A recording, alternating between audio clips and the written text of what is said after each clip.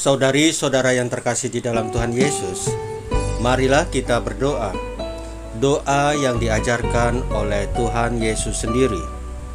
Dalam nama Bapa dan Putra dan Roh Kudus. Amin. Bapa kami yang ada di sorga, dimuliakanlah namamu. Datanglah kerajaanmu, dan jadilah kehendakmu di atas bumi seperti di dalam sorga.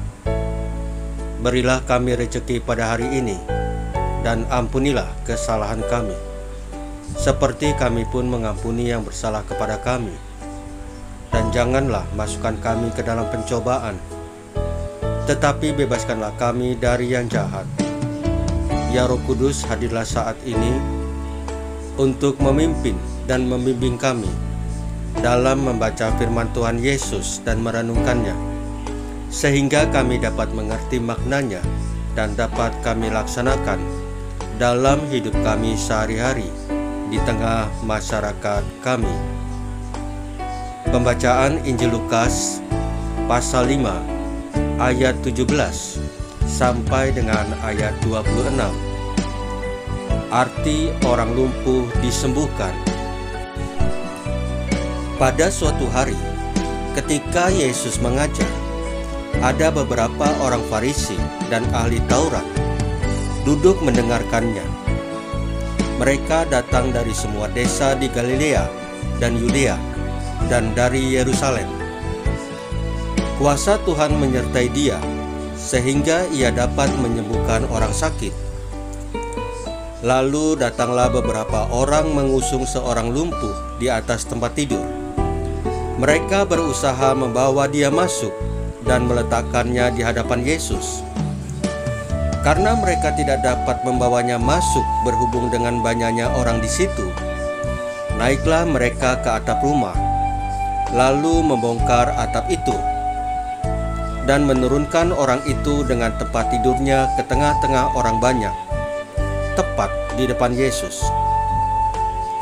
Ketika Yesus melihat iman mereka, berkatalah ia, "Hai saudara, dosamu sudah diampuni." Tetapi ahli-ahli Taurat dan orang-orang Farisi berpikir dalam hatinya, "Siapakah orang yang menghujat Allah ini? Siapa yang dapat mengampuni dosa selain daripada Allah sendiri?"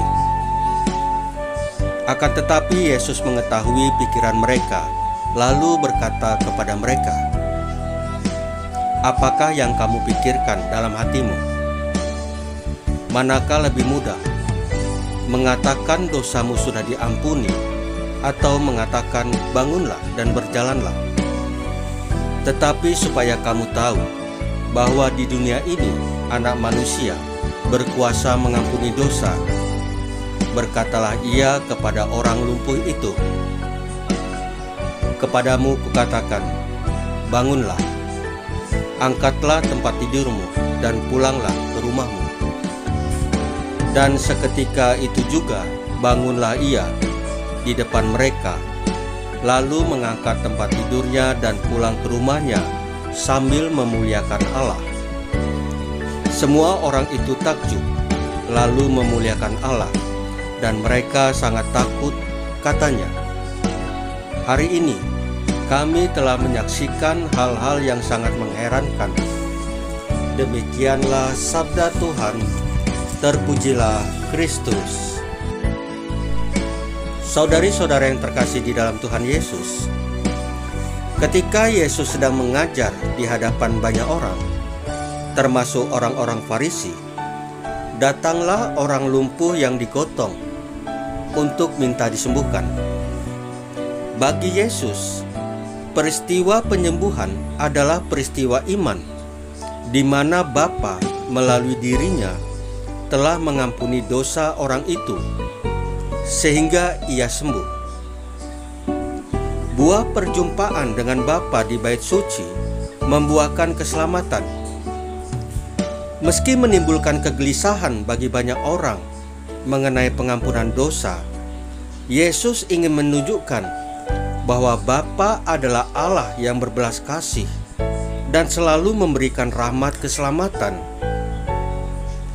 Allah yang menyembuhkan dan memberikan harapan kepada umatnya juga menjadi seruan kenabian Yesaya.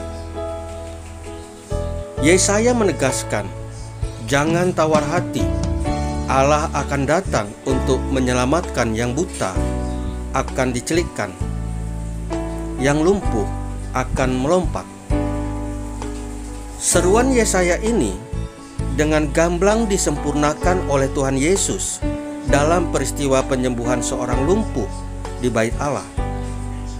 Namun, banyak dari kita yang menyerupai orang Farisi bahwa Bait Allah hanya sebatas tempat untuk mengadakan ritualitas keagamaan. Tetapi Yesus menegaskan bahwa Bait Allah adalah tempat Allah ada, sehingga kehendak Allah terjadi. Salah satu kehendak Allah adalah kasih dan pengharapan, pembebasan dari yang jahat, dan penyembuhan dari dosa dan penyakit. Maka menjadi sebuah pengalaman iman yang mendalam ketika kehadiran gereja dalam doa dan pelayanan memberikan rahmat kesembuhan, pembebasan, dan membuat orang berdaya dan tidak lumpuh.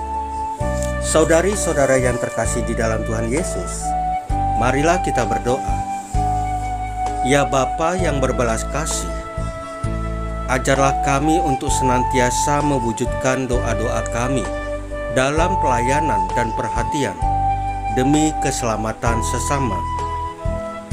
Salam Maria, penuh rahmat, Tuhan sertamu. Terpujilah engkau di antara wanita, dan terpujilah buah tubuhmu Yesus. Santa Maria Bunda Allah, doakanlah kami yang berdosa ini, sekarang dan waktu kami mati. Ya Tuhan Yesus, tambahkanlah iman kami hanya kepadamu saja, karena Engkau adalah Tuhan dan Juru Selamat kami satu-satunya. Tidak ada yang lain. Dalam nama Bapa dan Putra dan Roh Kudus. Amin. Saudari-saudara yang terkasih di dalam Tuhan Yesus, bacaan firman dan renungan hari ini sudah selesai. Tuhan Yesus memberkati kita semua.